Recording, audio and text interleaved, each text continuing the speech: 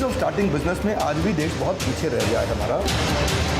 Gun खरीदना आसान है, रेस्टोरेंट खोलना मुश्किल है। सरकार ने तो पॉलिसी बना दिया पर बैंक लोन देने को तैयार नहीं। नमस्कार, स्वागत है आपका। मैं Vivek Bindra, founder and CEO बड़ाबिजनेस.com। अच्छा लग रहा है आज हमारे देश के एमएसएमई के मुखिया श्री नितिन गडकरी जी फ्रॉम नागपुर से हमारे साथ लाइव हैं। पिछली दफा एमएसएमई से हम गिरिराज सिंह जी को लेकर आए थे, आज हमारे साथ में नितिन जी हैं और बिजनेस को लेकर के उनकी पकड़ बहुत मजबूत है। आज के समय कोरोना क्राइसिस के बाद आने वाली लगातार कंटिन्यूअस प्रॉब्लम्स, लगभग 12 करोड़ लोगों की नौकरी जा चुकी है, 4 करोड़ वर्कर वापस लौट चुके हैं, 3 करोड़ लग रहा है कि वापस और जाएंगे। 3 लाख करोड़ का जो पैकेज एमएसएमई ने अनाउंस किया है उसके बारे में आज कुछ सख्त, कुछ मीठे, कुछ सीधे प्रश्न आज व्यापारियों को रिप्रेजेंट करते हुए मैं सीधा पूछना चाहूंगा।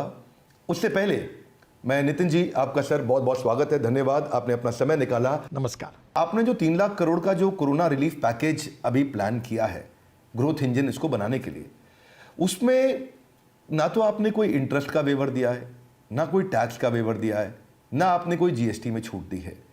आपने कुछ लोन्स के लिए कोलैटरल फ्री ऑटोमेटिक लोन्स के लिए प्लान किया है, जिसका भी ज्यादा लाभ केवल 10% एमएसएमई उठा पाएंगे जो 100 करोड़ के नजदीक टर्नओवर करते हैं। आपका एक एमएसएमई बिजनेस लोन है जो कि पीएसबी लोन है, जिसमें बताया जाता है कि 1 घंटे के अंदर आपको लोन मिल जाएगा 59 मिनट में। अगर हम इसको देखें तो आप लगभग 50,000 लोन प्रपोजल तो आए थे, लेकिन अप्रूव केवल 27,000 हुए या सैंक्शन केवल 27,000 हुए अप्रूवल के बावजूद, वो 50% ही रह गया केवल। गैप बहुत बड़ा है। तो देखा जाए कुल मिलाकर के इमीडिएट कैश फ्लो की समस्या सॉल्व नहीं हो रही, इसके विषय में आपका क्या विचार है? देखिए, आपने आपके प्रश्नों में अनेक प्रश्न भी पूछे हैं, तो मेरा पहला सुझाव है कि इस समय हर स्टेक होल्डर तकलीफ में है और हर स्टेक होल्डर अब अड़चन और समस्याओं का सामना कर रहा है, और इसलिए इस समय सबको प्रोटेक्ट करना और आगे जाना। आखिर क्या है, फल्ली से उतना ही तेल निकल सकता है जितना उसके अंदर में है जी। सरकार की भी अपनी मर्यादा होती है। दूसरे, आपने जो बात कही थी योजना के बारे में, वो बिल्कुल कुछ प्रमाण में सही भी थी। मैंने अपने मिनिस्ट्री में एक सॉफ्टवेयर डेवलप किया है और अभी हम हमारे एमएसएमई इंडस्ट्री के बारे में जितने बैंक्स है, सिडबी है, इन्होंने कितनी केसेस की, कब सबमिट हुई, क्या हुआ। और आपको पता होगा बीच में 3-4 महीने पहले अशोका होटल में सभी बैंकों के चेयरमैन के साथ, चेयरमैन एमडी और निर्मला जी और मैं, ऐसी मीटिंग हुई। और मीटिंग में मुझे ये ध्यान में आया, तो मैंने बैंक जो चर्चा हुई वो आपको बता रहा हूँ। उसका अभी मेरे पास सॉफ्टवेयर डेवलप हुआ है कि कौन सी योजना में कितने लोगों ने एप्लीकेशन किया, कितनी प्रोसेस हुई, कितने को लोन मिला।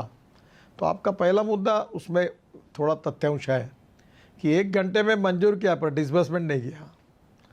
तो मंजूर करना ये अपेक्षा है, जब डिसबर्समेंट होगा तो सही में लोन मिलेगा। तो आप जो कह रहे हो वो बिल्कुल सही है। तब अभी मैंने बैंक वालों को पूछा तो बोला हमारा टारगेट था, हमने मिनिमम टारगेट पूरा किया। फिर मैंने और निर्मल ने कहा, मिनिमम टारगेट आपको किसने दिया? और ये मिनिमम टारगेट नहीं है, आपका टारगेट जो है ये आपका इससे और मिनिमम टारगेट बढ़ सकता है। तो इसलिए आपको मैक्सिमम काम करना है, जितनी केस आती है उतनी करनी है। तो नेचुरली ये कंट्रोल होने के कारण ये जो प्रॉब्लम थे आपके, वो हमने काफ़ी प्रमाण में दूर किए हैं। आपने और जो प्रश्न पूछा था जी, जीडीपी ग्रोथ का, तो 29% एमएसएमई का कंट्रीब्यूशन जीडीपी में है और उसमें से हमारा एक्सपोर्ट जो अभी है फिलहाल उसका 48% हमारा है एमएसएमई से होता है, और करीब 11 करोड़ जॉब क्रिएट किए गए हैं।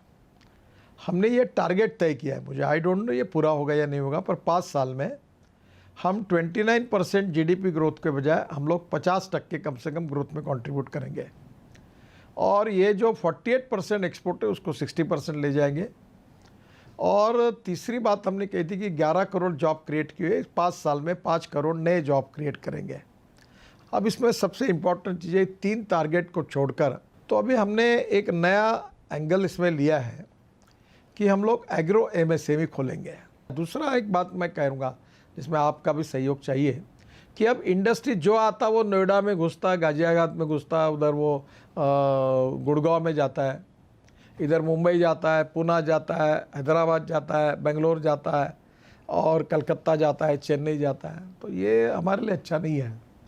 इंडस्ट्री का डिसेंट्रलाइजेशन होना चाहिए। ये माइग्रेंट लेबर आने की ज़रूरत ही नहीं है।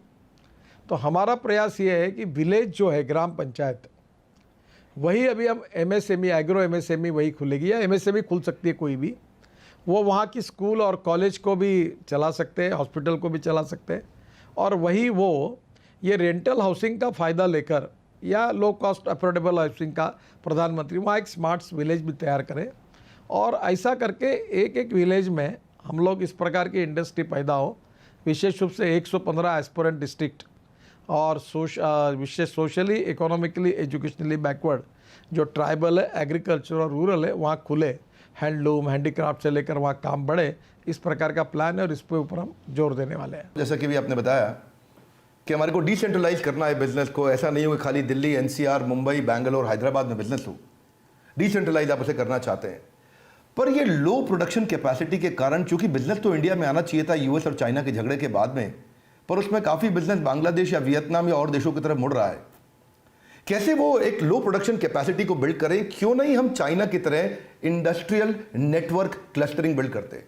चाइना में कपड़ों के लिए पूरा एक शहर है, फर्नीचर के लिए पूरा एक शहर है, इलेक्ट्रॉनिक्स के लिए पूरा एक शहर है, मोबाइल हैंडसेट मैन्युफैक्चरिंग के लिए पूरा एक शहर है, और इंडिया में आज भी वो इंडस्ट्रियल नेटवर्क क्लस्टरिंग की कमी के कारण उस इंफ्रास्ट्रक्चर जिसके कि आप चैंपियन माने जाते हैं, इसलिए प्रश्न मेरा आपसे और ज़्यादा महत्वपूर्ण हो जाता है और उसका रेलेवेंस बढ़ जाता है कि इस कमी के कारण हम चाइना से compete नहीं कर पा रहे, जिसको हम बोलते हैं कि नेटवर्क क्लस्टरिंग। इसके विषय में आपका क्या विचार है और क्या विजन है आपका? इस फॉरेन इन्वेस्टमेंट को हमारे देश में लाना, ये हमारे देश की इकोनॉमी के लिए बहुत बड़ी आवश्यकता है। पहली बात तो ऐसी है कि अभी हमारे यहाँ इंडस्ट्री नहीं आई, वियतनाम में चली गई, बांग्लादेश में चली गई, इस प्रकार की एकदम बहुत जल्दी कोई निदान करना उचित नहीं होगा। एक बात ज़रूर है कि रेडीमेड गारमेंट के सेक्टर में बांग्लादेश हमसे आगे है, तो कोई रेडीमेड गारमेंट के इसमें अगर है चाइना की इंडस्ट्री, तो बांग्लादेश जाने की संभावना हो सकती है। अब ऐसा है कि हमारे देश में स्किल्ड मैन पावर है। दूसरी बात, सबसे इम्पॉर्टेंट चीज़ है कि हिंदुस्तान एक बहुत बड़ा मार्केट है जो यहाँ बेच सकते हैं। और तीसरी बात, अब हमारे ports, railway connectivity, road connectivity, इसमें काफ़ी सुधार हुआ है। और जो सबसे आखिर में आपने बात कही इंडस्ट्रियल क्लस्टर्स, अभी हम 350 इंडस्ट्रियल क्लस्टर्स हमारे प्रोसेस में हैं। और सबसे इंटरेस्टिंग बात मैं बता रहा हूँ कि हमारी डिपार्टमेंट NHI में हम लोग 22 ग्रीन हाईवे, एक्सप्रेस हाईवे बना रहे हैं, उसमें से 7 हाईवे का काम शुरू हुआ है। अब ये हाईवे के बाजू में रोड साइड एमिनिटीज़ तो होगी, पर उसके साथ साथ लॉजिस्टिक पार्क होंगे और इंडस्ट्रियल क्लस्टर्स होंगे। मैं उदाहरण के लिए आपको बताता हूँ, ये हमारे यहाँ लेदर इंडस्ट्री जो है, जूते चप्पल वाली, उनका टोटल टर्नओवर 1,45,000 करोड़ है, और उसमें 85,000 करोड़ उनका डोमेस्टिक मार्केट है और 45 से 55,000 करोड़ एक्सपोर्ट मार्केट है। अब वो आगरा वगैरह में, झोपड़पट्टी में, ऐसे बहुत इसमें बहुत कठिनाई में काम करते हैं लोग। तो मैंने उनको कहा कि आप ये इसमें आइए, अच्छी स्मार्ट सिटी, स्मार्ट विलेजेस बनाएंगे, road connectivity, railway connectivity, air connectivity सब होगी। तो आप ये इसमें इनिशिएटिव राज्य सरकार ने भी लेना चाहिए, क्योंकि आखिर ये जो सब्जेक्ट है इंडस्ट्री का, ये there are 3 list. One is state list, जो स्टेट गवर्नमेंट काम करती है, सेंट्रल लिस्ट, और सेंट्रल सरकार, भारत सरकार काम करती है, और कॉन्करेंट लिस्ट, या दोनों काम करते हैं। तो ये कॉन्करेंट लिस्ट में है। तो मैं इस प्रकार के इंडस्ट्रियल क्लस्टर्स अब बनाना चाहता हूँ। आपकी सरकार में एक अच्छी बात नितिन जी ये तो रही कि ईज ऑफ डूइंग बिजनेस में आप 150 से 125 से कहीं 100 के अंदर, फिर आप 77वीं रैंक पे आए 2019 में, और आज आप 63वीं रैंक पे हैं। लगातार प्रोग्रेस किया उस पर, ये तो एक अच्छी बात है। परंतु एक कमज़ोर बात भी है साथ में कि ईज ऑफ स्टार्टिंग बिजनेस में आज भी हम 136वीं रैंक पे, यानी कि बहुत ही कमज़ोर स्थिति में खड़े हैं। नई दिल्ली के अंदर अगर किसी को रेस्टोरेंट शुरू करना है तो उसको 45 डॉक्यूमेंट चाहिए, 26 लाइसेंसेस में से एक जो खाली दिल्ली पुलिस उसको देती है। यानी कि रेस्टोरेंट शुरू करने के लिए 26 में से किसी एक लाइसेंस के लिए 45 डॉक्यूमेंट चाहिए, जो कि अगर आप सिंगापुर में देखें तो केवल 4 या 5 है, सिंगापुर और जापान में। यानी कि बिजनेस शुरू करना आसान है। अब इसमें दूसरी तरफ देखें, 45 डॉक्यूमेंट रेस्टोरेंट खोलने के लिए चाहिए उसको, लेकिन बंदूक खरीदनी हो तो केवल 19 डॉक्यूमेंट में ले सकता है वो। गन जाकर के दिल्ली पुलिस से 19 डॉक्यूमेंट में ले लेगा। यानी कि गन खरीदना आसान है, रेस्टोरेंट खोलना मुश्किल है। सुनने में अच्छा नहीं लगता, पर ईज ऑफ स्टार्टिंग बिजनेस में आज भी देश बहुत पीछे रह गया है हमारा। अब वो तभी आगे बढ़ेगा जब नए स्टार्टअप और नए बिजनेसेस चालू होंगे, और तभी इकोनॉमी में कंजम्पशन की विचारधारा बढ़ेगी, और तभी बिजनेसेस आगे बढ़ेंगे, तभी एमएसएमई मजबूत होगा। इस विषय में क्या कहना चाहेंगे? देखो, आपकी बात बिल्कुल सही है, इसमें काफ़ी सुधार करने की आवश्यकता है। एक ही जगह एक ही एप्लीकेशन हम दे दें, और उसके बाद जो 25 डिपार्टमेंट का जो एप्लीकेशन जाएगी उसका टाइम पीरियड रहेगा, वो जिस तारीख को उसको फॉरवर्ड होती है उसके उतने 15 दिन के अंदर वो अपना जवाब दे दे चेक करके। अगर उसने नहीं दिया तो वो पॉजिटिव है समझ के आगे जाना। और इस प्रकार की एक transparent, time bound, result oriented, corruption free system, ecosystem करनी पड़ेगी। और इसमें आप जो कह रहे हैं उससे मैं सहमत हूँ। एक बिल्कुल ऐसी सिस्टम चाहिए कि जो एक बार नया आदमी अप्लाई करता है तो उतने दिन के अंदर उसको सब परमिशन देने की एक जिम्मेदारी किसी की होगी। और मैं इसमें काम करने की कोशिश कर रहा हूँ, मैं कुछ कर नहीं पाया। मैं बहुत खुले रूप से आपको बता रहा हूँ। क्या आप जैसे अनुभवी एक्सपर्ट लोग, स्टेट गवर्नमेंट, भारत सरकार और कॉरपोरेशन, और ये जो लाइसेंस है स्टार्टअप के, इंडस्ट्री के, ट्रेड के, बिजनेस के, इसका अध्ययन करके ये सिस्टम कैसे बन सकती है, ऐसा आप मुझे दीजिए। We are in process for finding out a good solution for this, और वी इनवाइट सजेशंस। और आप मुझे बताइए कि ये टोटल लाइसेंसेस कितने होते हैं, इसको कैसे करें, और मैं राज्य सरकार को कॉन्फिडेंस में लेकर इस सिस्टम को लॉन्च करूँगा। धन्यवाद नितिन जी। पहले तो मैं बधाई देना चाहता हूँ आपके इतने पॉजिटिव, कंस्ट्रक्टिव और ऑनेस्ट आंसर्स के लिए। आप अपनी कमी को मानते भी हैं और आगे बढ़ने के लिए प्रोग्रेसिव डिसीजंस भी लेते हैं, विच इज़ एक्सीलेंट।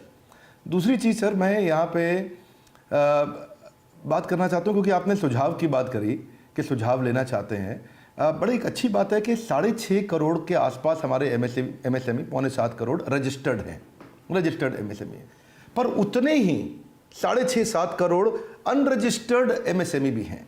यानी कि वो काम तो कर रहे हैं, ये बहुत छोटा व्यापारी है जिसने अपने आप को रजिस्टर नहीं किया, ये कच्चे में काम कर रहा है आज भी। तो ये जो 63.4 मिलियन, यानी कि लगभग 6.5 करोड़ व्यापारी जो आज भी कच्चे में काम कर रहा है, उसको पक्के में लाने के लिए या उसको रजिस्टर करने के लिए आप, क्योंकि इससे देश की इकोनॉमी पर तुरंत इमीडिएट इम्पैक्ट आता है, आपने इसके विषय में क्या सोचा है सर? देखिए, मैं जब से इस विभाग का मंत्री बना हूँ तब से इस विषय पर सोच रहा हूँ। और राम मोहन मिश्रा करके हमारे कमिश्नर थे, और अभी उनकी ट्रांसफ़र हो गई। उन्होंने काफ़ी काम किया, और मैंने उनको ये कहा था कि आप ऐसा करिए कि अटल पेंशन योजना है, प्रधानमंत्री आयुष योजना है, जन धन योजना है, अलग प्रकार की 15-20 स्कीम जो है वो एक जगह लाइए। और जो इस प्रकार से एक चाय का टी स्टॉल वाला है या छोटा सा रेस्टोरेंट है, वो रजिस्टर करने के बाद उसको ये फ़ायदे होंगे और उसके साथ काम करने वाले लोगों को ये फ़ायदे होंगे। ये जब उनको पता चलेगा, लोन मिलेगा, ये मिलेगा, क्रेडिट मिलना चाहिए। क्योंकि हमारे यहाँ ट्रेडिशनल लोगों को डर है कि साला कहीं इनकम टैक्स वाला ना आ जाए, कहीं जीएसटी के लिए मेरे पीछे लग जाएंगे, कोई टैक्स वाले पीछे लग जाएंगे। इसलिए नंबर 2 में काम करो, चुपचाप करो, अपना ख़त्म करो। अभी हमारा एक समोसे वाला था, उसके यहाँ रेड मारा, इनकम टैक्स ने 12 करोड़ मिले। तो ये कैसे कि वो नेचुरली ऐसे कि लोग नहीं आना चाहते। फिर ये धीरे धीरे हम लोग अगर सब लोग टैक्स देने लगे तो टैक्स भी कम हो जाएगा। तो मैं ये मानता हूँ कि इसके लिए उनको कोई बेनिफिट देने पड़ेंगे। दूसरा ऐसा और एक था कि हमारी ये व्याख्या न बदलने के कारण एक ही आदमी 6 एमएसएमई खोलता था, 7 एमएसएमई खोलता था। अब ये व्याख्या बड़ी अभी इसमें सुधार करने से मैं व्याख्यान पे आना चाहता था कि ये कहीं मैं समझ नहीं पा रहा हूँ पूरी तरह से कि आपने व्याख्यान बदल दिया, एमएसएमई की डेफिनेशन बदल दी है। 1 करोड़ तक की इन्वेस्टमेंट और 5 करोड़ का टर्नओवर माइक्रो मानते हैं, और 10 करोड़ तक का इन्वेस्टमेंट और 50 करोड़ के टर्नओवर को आप स्मॉल मानते हैं, और मीडियम 20 से 100 करोड़ हो गया, इन्वेस्टमेंट 20 करोड़ का 100 करोड़, जिसको शायद आपने भी कुछ और बढ़ाया, जिसको आपने और बदला है। 250 करने का हमारा विचार है। धन्यवाद सर। इसमें जो फायदा हो रहा है नितिन जी, वो फायदा बड़ी ऑर्गेनाइजेशन को हो रहा है, वो तो लाभ उठा पा रही है इसमें, क्योंकि वो अब आसान कैटेगरी में आ गई है। यानी कि जो पहले कॉर्पोरेट था, आज उसको एसएमई का बेनिफिट मिल पा रहा है, एमएसएमई का बेनिफिट मिल पा रहा है, बड़ी ऑर्गेनाइजेशन को। पर जो सबसे ज़्यादा बड़ी संख्या में सबसे छोटा व्यापारी है, वो तो अभी भी पिस रहा है, और उसको अभी भी लोन आसानी से नहीं मिल रहा, उसको अभी भी काम करने में तकलीफ आ रही है, उसका कैश फ्लो कमज़ोर है। तो अब इस डेफिनेशन को मैं समझना चाहता हूं कि इसको बदलने का कारण क्या था, क्योंकि ये तो डायरेक्ट आपकी एक्सपर्टीज का उत्तर हमें यहां से मिल सकता है, इसीलिए आपसे ये प्रश्न पूछना भी जरूरी है सर। देखिए, पहली बात तो ऐसी है कि माइक्रो जो है, आजकल आप देखो, आप भी जानते होंगे कि 14 साल पहले, 16 साल पहले जो घर हम लोग 10 लाख रुपए में लेते थे, उसकी कीमत आज 60 लाख हुई है जी। आज पहले बात ऐसी थी कि 10,000 रुपये मिल जाए तो छोटी महिला पुरुष बिजनेस कर लेते थे। अब छोटा मोटा भी बिजनेस इतने कम कैपिटल में शुरू नहीं होता, और इसलिए माइक्रो, स्मॉल एंड मीडियम अब धीरे धीरे ये करना पड़ेगा। जो बात आपने कही कि माइक्रो में जो आ रहे उसको ज़्यादा कंसेशन देना पड़ेगा, फिर उससे कम कंसेशन स्मॉल वाले को मिलेगा, और उससे कम कंसेशन मीडियम वाले को मिलेगा, और उससे भी कम कंसेशन मेजर इंडस्ट्री को मिलेगा। और दूसरा, इसमें जो ग्रीवेंसेस होते हैं उसको वेरीफाई करके उसको एड्रेस करने की भी सिस्टम तैयार करेंगे। अगर किसी को अगर कानूनी मार्ग से अगर नहीं मिल रहा है तो इमीडिएटली वो हमें कंप्लेंट करें, हम लोग उसके लिए तुरंत इंक्वायरी करें और कार्रवाई करें जी। तो ये बातें इन प्रोसेस है जी। धीरे धीरे आप जैसे लोगों से सजेशन लेकर इसको और लीक प्रूफ और अच्छा बनाया जाएगा। जी। देखो, no one is perfect and no one can claim that he is perfect. उत्तम, अधिक उत्तम, सर्वोत्तम up to infinity. You can not catch your own image. आदमी जीवन भर विद्यार्थी होता है। मैं आपसे कुछ सीखने की कोशिश करूँगा, आप से जो लोगों को आप पढ़ाते हैं वो लोग मुझे अच्छे सुझाव देंगे, उससे सीखने की कोशिश करूँगा। जो मुझे पढ़ता है उसके लिए हाँ कहूँगा, जो नहीं हो सकता है, जो करने लायक नहीं, उसको नहीं कहूँगा। और मेरे भी दोष हो सकते हैं, मिनिस्ट्री में सब कुछ ऐसा नहीं कि कुछ कमियां नहीं होगी, तो मैं वो सब कमियां जो होगी वो आप जैसे लोग जो है, मैं अपनी कमियां खुद नहीं देख सकता हूं, पर आप देख सकते हैं मेरी कमियों को। तो आप जैसे लोग जो मुझे सुझाएंगे उसका मैं अध्ययन करूंगा, उसका स्टडी करूंगा और कमियों को सुधारने की कोशिश करूंगा। नई नई स्कीम जो आपके उपयोग को लाने की कोशिश करूंगा। और मैं अक्सर अपने आत्म परीक्षण के लिए तैयार हूँ, और मैं ये मानता हूँ कि हमारे में निश्चित रूप से कुछ न कुछ कमियाँ हैं, और आप जैसे लोग, एसोसिएशन, चैम्बर ऑफ कॉमर्स के लोग, एमएसएमई के प्रतिनिधि जो हमको बताएंगे, आइदर कन्विंस मी या कन्विंस बाय मी, इसमें जो बताएंगे हमको कन्विंस करेंगे, उस कमियों को सुधारने की कोशिश करेंगे। इसके लिए आप सबके सहयोग से, with the cooperation of all stakeholders, by maintaining cooperation, coordination and communication between all the stakeholders, हम सब लोग मिलकर इस टारगेट को पूरा करने की कोशिश करेंगे। और ज़रूर आपकी जो भी समस्या होगी, मैं जब भी दिल्ली आऊँगा तो कभी आप मुझे बताइए, मिलिए, जो भी मेरे से हो सकता है मैं निश्चित रूप से करूँगा। ट्रांसपेरेंसी के साथ time bound decision making process होगी, 101% करप्शन फ्री सिस्टम होगी, और आपकी अपेक्षा आपको और आगे जाने के लिए जितना पॉजिटिविटी, प्रोत्साहन और आपका कॉन्फिडेंस बढ़ाने के लिए मैं मदद कर सकता हूँ उतना ज़रूर करूँगा, क्योंकि आप देश के लिए काम कर रहे हैं और आप सबके प्रयासों से देश ही मजबूत होगा। तो मैं ज़रूर आपके साथ काम करूँगा और आपको सपोर्ट करूँगा। यही विश्वास के साथ मैं कहूँगा कि कोरोना की लड़ाई तो जीतेंगे ही, और आर्थिक लड़ाई भी जीतेंगे। हम होंगे कामयाब। कोशिश करने वाले की कभी हार नहीं होती। यह अटल बिहारी जी की वो कविता थी, कदम से कदम मिलाकर चलना होगा। इस स्पिरिट में हम सब लोग आगे जाएंगे। आखिरी बात कि बाजार में आपके एमएसएमई पोर्टफोलियो को लीड करने के बाद से कॉन्फिडेंस बढ़ा था, क्योंकि बाजार का ऐसा मानना है कि बिजनेस को लेके, इंडस्ट्री को लेके, कॉमर्स को लेके आपकी इंटेलिजेंस सरकार में सबसे अच्छे लीडर्स में से एक है। और इस कॉन्फिडेंस के चलते आपसे अपेक्षा भी बढ़ गई है, एक्सपेक्टेशन भी बढ़ गई है कि अब आप आए हैं, एमएसएमई को लीड कर रहे हैं। हालांकि आपकी कॉम्पिटेंस कहीं पोर्टफोलियो को लीड करने की है, ऐसा समाज का, बाजार का, बिजनेस कम्युनिटी का मानना है, क्योंकि आप खुद एक एंटरप्रेन्योर रहे हैं और आप बिजनेस की प्रॉब्लम्स, उनकी समस्याओं को समझते हैं कि उनकी क्या ज्वलन समस्याएं हैं। परंतु इस समझ के कारण और इस एक्सपेक्टेशन और बढ़ जाने के कारण ये आपसे विजन जानना जरूरी हो गया है। आखिरी मेरा प्रश्न है कि आप अपनी लीडरशिप में अगले आने वाले सालों में भारत देश के व्यापारियों को कहाँ देखते हैं और कहाँ लेके जाना चाहते हैं? मैं ना इंडस्ट्रियलिस्ट हूँ ना व्यापारी हूँ। ये मेरे बारे में एक गलत फहमी है कि मैं अभी सब छोड़ दिया हूँ। मैं सोशल एंटरप्रेन्योर हूँ। अब मैंने, अगर मेरा एक्सपर्टाइज टनल, रोड, ब्रिजेस का है तो मैं बिज़नेस करता हूँ, वो धंधा करता। मैं एग्रीकल्चर में काम करता हूँ जहाँ किसान आत्महत्या कर रहे हैं, और वो मेरा, मैं ये मानता हूँ कि politics is instrument of socio economic reform. मैं वेस्ट में काम करता हूँ, ये मेरी हॉबी है। मैं बिजनेसमैन और इंडस्ट्रियल नहीं हूँ। अब मेरा जो एमएसएमई को कहना है कि भाई कैपिटल कॉस्ट को कम करो, लेबर कॉस्ट को कम करो, लॉजिस्टिक कॉस्ट को कम करो और रॉ मटेरियल कॉस्ट को कम करो और without compromise with the quality production cost ultimately कम करो। और ऑनेस्टी, इंटीग्रिटी, ये 21वीं सदी का सबसे बड़ा कैपिटल है। देखो, जिसको बड़ा बनना है उसमें चोरी करने का कोई कारण नहीं है। अगर हम लोग आज क्या करते हैं कि चोरी करते करते 10 लोग हमको तकलीफ देते हैं, फिर हमको पैसे देते हैं। इसके बजाय ट्रांसपेरेंट स्मूथ बिजनेस करो, टर्नओवर बढ़ाओ, कॉस्ट कम करो, एक्सपोर्ट बढ़ाओ, इंपोर्ट कम करो और क्वालिटी के साथ कॉम्प्रोमाइज़ मत करो। देखो, 1% good quality, delivery on time, that is punctuality and good packaging. आप बहुत अच्छे हो, आपका बहुत बड़ा काम भी है, लोग आपको स्वीकारते हैं, पर आपका पैकेजिंग भी अच्छा है। केवल अच्छा होना पर्याप्त नहीं होता, उसका अच्छा पैकेजिंग होना भी आवश्यक होता है। मैं अपने लाइफ में, मेरे को पैकेजिंग है ही नहीं, क्योंकि मैं चिंता ही नहीं करता, ऐसे ही हूँ मैं ना। मुझे कोई थोड़ा सा अप्रोच मेरा अलग ही है, काम करते रहता हूँ। तो मुझे कोई ऐसा हाँ बोलता हूँ तो नहीं बोलना है तो नहीं बोल देता हूँ। अब मैं पार्लियामेंट का मेंबर हूँ तो मुझे लोग बोलते हैं कि एक आधा काम होता नहीं तो अब एकदम नहीं क्यों बोलते हो। आप बोलो कि देखता हूँ, मैं नहीं बोलूँगा देखता हूँ, सोचता हूँ।